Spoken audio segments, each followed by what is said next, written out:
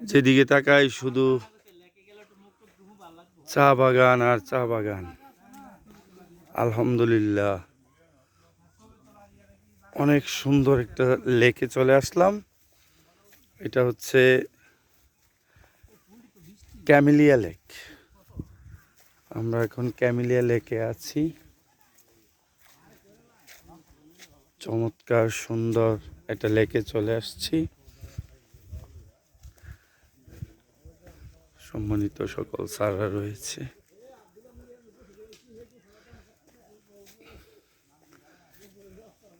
অপরূপ সৌন্দর্য, আসলে শুকরিয়া জ্ঞাপন করে শেষ করা যাবে না। এত সুন্দর জায়গা এই শ্রীমঙ্গলে রয়েছে। আল্লাহ পাক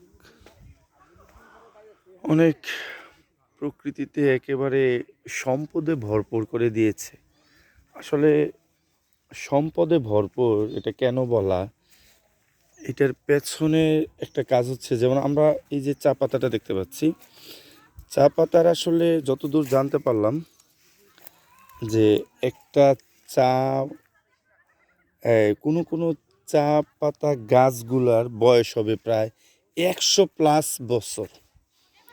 কিন্তু এগুলো যতদূর তাদের কাছ থেকে জানতে পারলাম, যে আমি জিজ্ঞেস করলাম ভাই এই গাছগুলার কেমন বয়স হবে, তারা যতটুকু জানালো যে এই গাছগুলার বয়স হবে, আমি যদি একটু নিচ থেকে দেখাই আপনাদেরকে, দেখেন অনেকটাই বনসাইয়ের মতো, বনসাই গাছের মতো হয়ে আছে। এইগুলার বয়স নাকি প্রায় 40 বছরের মতো হবে। 40 থেকে 50 বছর বললো, কম বেশি হতে পারে। এই যে কিছু কিছু গাছে সুন্দর ফুল ফুটেছে। তো জিজ্ঞেস করলাম গাছগুলো কোত্থেকে হয়, তারা বললো এরকম বীজ থেকে হয়, আবার এই কাটিং করে হয়। তো এই কারণে বলা হয় যে আসলে এই সম্পদে যে ভরপুর, এখানে যারা রয়েছে তারা এই কাজের উপর ভিত্তি করেই তাদের জীবন ধারণ করছে। ইভেন তো ওদের যে রুজি রোজগারের বিষয়টা যেটা বললো, যে যখন তাদের 4 মাসের যে সিজনটা থাকে, তখন তারা ওই 4 মাস সিজনের কাজ করে মোটামুটি বেশ টাকা উপার্জন করতে পারে। সেটা কিভাবে যদি একটু ব্যাখ্যায় বলি, জন প্রতি মানে প্রতিজনে সপ্তাহে কাজ করতে পারে প্রায় 5 থেকে 6,000 টাকা। আর যদি এই রোজের হিসাবটা যদি একটু দেখাই, যেমন একজন লোক নিম্নে 18 কেজি তুলতে পারলে, এরকম পাতা যদি সে 18 কেজি তুলতে পারে, তাহলে তার রোজ হচ্ছে 170 থেকে 75 টাকা।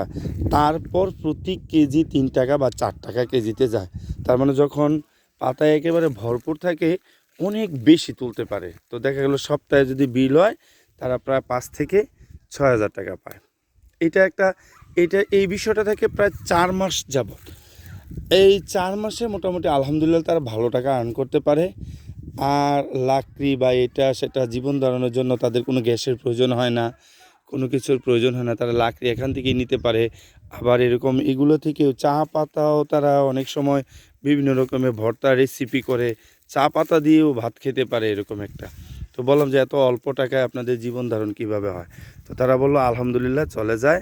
কারণ হচ্ছে তাদের যে চিকিৎসা খরচগুলো আছে, চিকিৎসা খরচগুলো সরকার বহন করতেছে টোটালি। যদি কোনো মাতৃত্বকালীন কোনো সমস্যা হয়, ইভেন কোনো সিজারের প্রয়োজন পড়ে, কোনো ঔষধের প্রয়োজন পড়ে, সকল খরচাবলীগুলাই সরকার বহন করে থাকে। এই বিষয়গুলো একটু জানলাম, তাই জানানোর চেষ্টা করলাম। সবাইকে অসংখ্য ধন্যবাদ। এই অপরূপ সৌন্দর্যের দেশ বাংলাদেশ। তো আমরা আসছি আলহামদুলিল্লাহ, আপনারাও আসার চেষ্টা করবেন, সুন্দর জায়গা দেখবেন, নতুন নতুন জায়গা দেখবেন, অভিজ্ঞতা হবে, খুবই ভালো লাগবে। এই লেকটাকে আরেকবার ঘুরিয়ে দেখাচ্ছি। এখানে আমাদের একটু যদি জুম করে দেখাই, আমাদের অত্র বিদ্যালয়ের সম্মানিত সহকারী প্রধান শিক্ষক স্যার এই যে অজু করে নিচ্ছেন। আমরা কিছুক্ষণের মধ্যেই নামাজ পড়ব আলহামদুলিল্লাহ। এই হচ্ছে আমাদের সুন্দর, দেখেন একটু চারপাশটা ঘুরিয়ে আমি দেখানোর চেষ্টা করছি আমাদের ক্যামেলিয়া লেক। এই ক্যামেলিয়া লেকটা অত্যন্ত সুন্দর। যাই হোক, এখানে যারা কাজ করে বা যারা কাজ করাচ্ছে বা যে যেভাবে আছে, সকলের সুন্দর সুস্বাস্থ্য কামনা করে এখানে শেষ করছি। আসসালামু আলাইকুম।